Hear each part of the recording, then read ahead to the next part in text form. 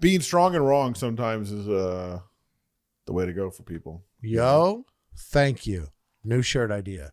And one of the best I've ever heard. Strong and wrong is fucking great. There you go. Strong and wrong. Strong and wrong. Strong and Wrong podcast. Strong and wrong. If you were announcing that you're strong and wrong, no one wants to argue with you. Like it's dead, bro. I'm strong and wrong.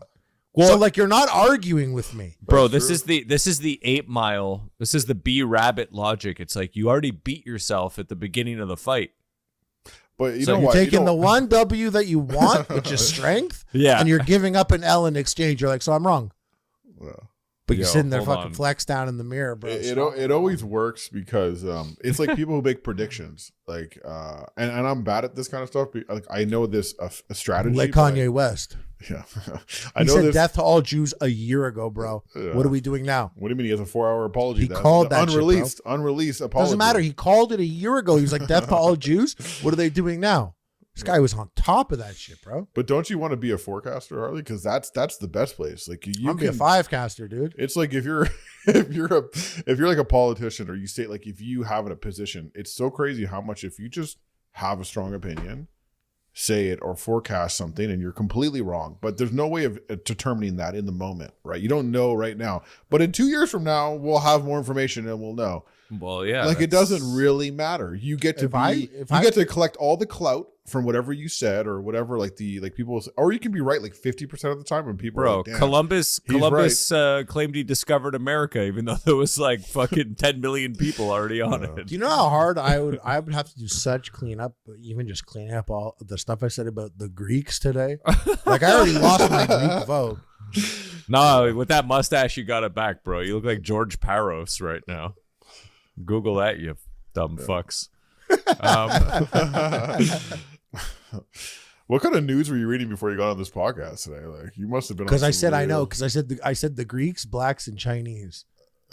Dude, it's the one sheet you sent over here, bro. It's nothing to do with that. What do you mean? What do you mean? It says Korea's eating dogs, dude. Pissed me off from the jump, dude. From the jump, I've been off. Yeah. From the jump, I've been all sorts of fucked up. You got to get off that testosterone, man. Thinking about gymming right now, chowing down on a Pomeranian, it's fucking up my whole vibe, dog. Yeah, and I'm on the testosterone. Testosterone, yeah. Testosterone. You guys see what I sent you the other day? Nah, bro, we ain't gay. You know what's funny? You know what's funny is that we brought up the water bottles, but failed to mention the actual point of the water bottle thing. Could be fucking everyone's life up right now. We're supposed to be the ones bringing the truth to them. And Donnie, why are you asking Donnie? Donnie doesn't drink water bottles. You know this. He drinks. Bro, you know I got a real water bottle. I got a triple reverse osmosis filter. He's not getting the like 99 cents for a dozen Nestle fucking water bottles. You don't like that Nestle water that tastes like someone added a touch of milk? Yeah. Tastes like refilled milk bottles. It literally tastes like water with one drop of milk in it. It's the worst water with a silky texture. Have you ever? I've never finished a bottle of Nestle water either. I've always had like. That's even worse. The only way I've ever finished it is like, first of all, with the Nestle water bottle, you disrespect that thing. You put it in your mouth and you actually squeeze the bottle. Yeah. You squeeze the water. The bottle that it's in is trash. I feel like I could puncture my thumbs through it. And you guys know I got the weakest thumbs. You do. The reason why we brought up this whole water bottle fiasco, just so everyone knows, is that they discovered microplastics. Oh, now this is something that we should know. Exactly, this is something you should know. But now the scientists have got together and devised a plan to actually measure them somehow.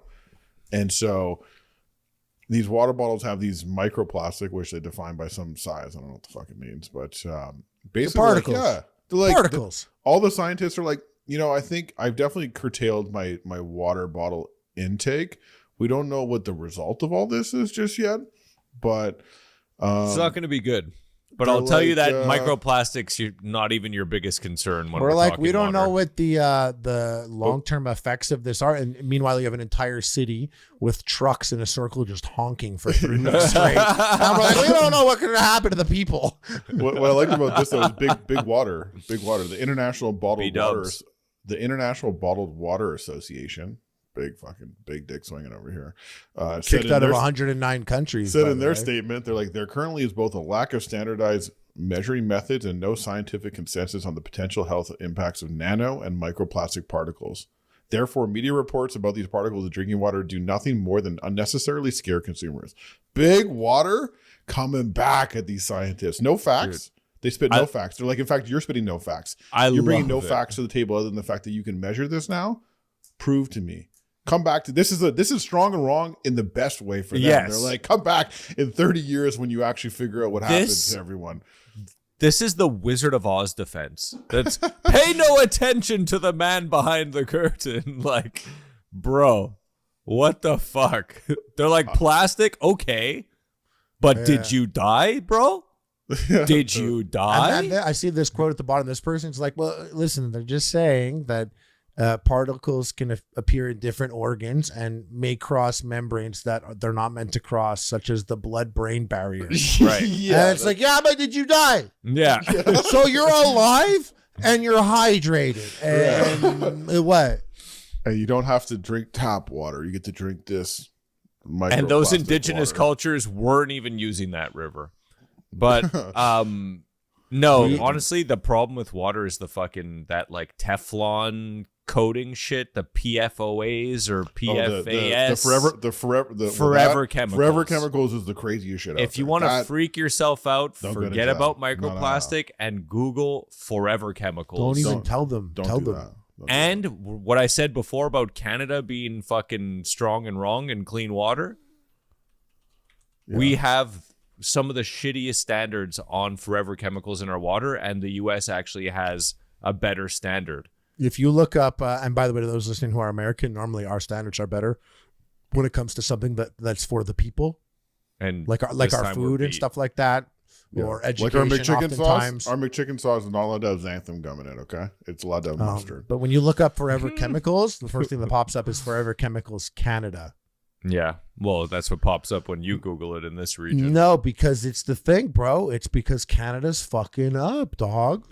That's why I'm telling you, get this fucking Burt's filter. Bees. I gotta start selling. I feel like Burt's Alex motherfucking Jones. bees, dog. Now you and have anyways, where's your Canada hat? You're all black Canada, bro. buddy. So what's funny is though, everyone's Alex we're like, oh, what about the microplastics? The microplastic, bro. My grandfather had fucking lead in his blood. The man lived until like in the 90s. Until a week ago. Exactly. Yeah, fair enough. A week ago. And that's like that's with now he's lead. a ghost. He had lead in his body for sure, lead in the bloodstream. So okay, like, hold on. we're Let me good. finish laughing at my own Microplastics? jokes here. Yeah, it's not even the forever chemicals is something they've been talking about. Red dye number 9 we brought up too. Basically, like just don't either you can dig deep and freak yourself out, or just accept that you're probably consuming. Or just forever accept chemicals that all you're day. addicted to PT 141. Oh damn! Because I don't know if you guys looked at this Reddit link I sent you the other day, well, but it was meant to give self-tanning, but instead it gave boners. instead it gave both. Yeah, so that's why, remember that video we were Yes, talking about in exactly. Thailand? Dr. Huge. Yeah, they were doing boner stuff. We and never the got guy was it. like, the other guy was like, I don't do this boner stuff. We were like, good. He was like, I take the needle that makes you tan. Yeah. And never And got I it. can't think Dr. of any, Huge. bro, taking a needle that makes you tan.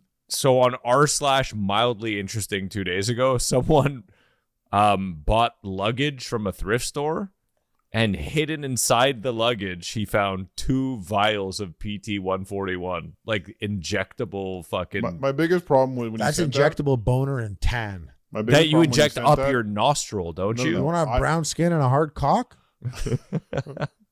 I'm sorry, do you? Way ahead of you. Yeah, it doesn't look like you. But I need to see I what know, the luggage especially in looked this like. light.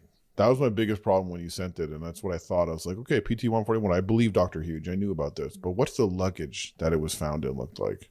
What are I'll we tell you talking this, here? man. Feels like a floral pattern canvas vibe.